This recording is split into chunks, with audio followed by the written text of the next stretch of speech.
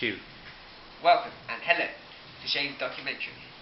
In this series, we'll be talking about lesbian, gay, bisexual, transgender, and the consequences in homophobia and bullying.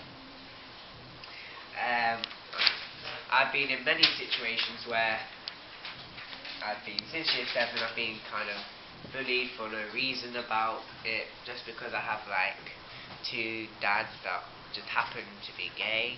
And personally, it doesn't exactly matter, because at the end of the day, it's just their kind of business, or kind of business. So it doesn't really, it shouldn't really affect anyone else. I mean, and then if anyone wants to become gay, lesbian, or any bisexual or anything, then they can do so, but without being afraid of anyone coming and mocking them just because they're gay or something. And I think that why would somebody bully someone just because either their parents are gay, or they're gay themselves, or one of their parents maybe are transgender, and why do they need to bully them just for that reason? And it's like very kind of upsetting for the person that is either gay and they're being abused just because they're gay, and sometimes it can lead to suicide, which I think is very kind of... Okay, Shane, can you tell us about your experiences about being bullied? Okay, so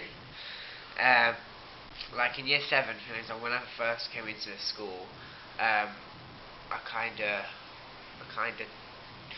wouldn't say told everyone, but I'm kind of like, because everyone was like asking about my background and stuff, so I said it, but and then after that, generally it just came as being kind of, when I started in September in 2009 at the school, it didn't start straight away, but after a month or 2 months or so, it kind of kicked in, with people kind of bullying me, saying that just because my dads are gay and I should be, and it's like, and I got so upset, and they're like, and this one boy went to SEALs for it, because he was pretty badly, severely bullying me about it, and I told, and he got to get into SEALs. But I spoke to my dads about it when I was in year 7, year 8 and stuff, and I said I wanted to leave the school because I didn't like school anymore at that point.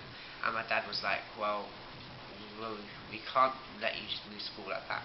And so I kind of waited for a bit, and then it kind of, and then in kind of the end of year 8, kind of start of year 9, it kind of calmed down a bit. So I'm kind of glad that I kind of stayed in the school, because it got dealt with and everything. But my suggestion would be, if because this took until the end of year 8 for it to stop. So for example, like, to stop straight away, just the headship team at the school, or even outside the school, the police or something, should deal with it like immediately, and so it stops there and doesn't carry on to the next year, and the next year after that, and the next year after that. It gets very boring. So it's like, yes, and people that do bully, do actually, or say homophobic stuff or racist stuff to another person just because either they're gay or they will actually face, I think they might face prison, but it depends on how. So did you feel the charter school dealt with the issue very well, or do you think it could have been dealt with better?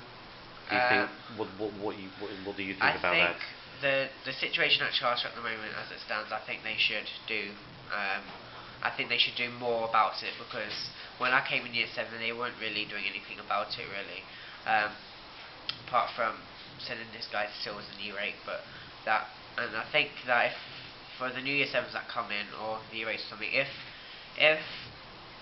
the teachers get reports about homophobic bullying or bullying in general, then I think they should be dealt with then pretty severely, either be put in ACE or get excluded from the school. Okay, thank you very much, Shane, who is your host today here on your show. And the cameraman, Chris. Thank you very much.